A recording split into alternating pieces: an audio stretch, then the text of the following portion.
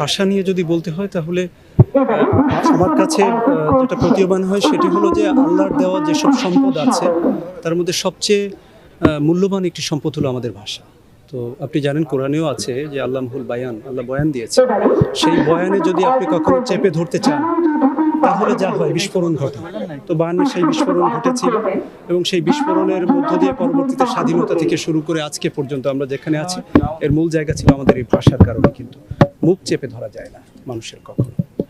তো আমাদের যেই ভাষাকে চেপে ধরতে চেয়েছিল তার ফলে আপনারা দেখেছেন যে আমাদের রফিক শফিক বরকত তারা জীবন পর্যন্ত দিয়ে দিয়েছে।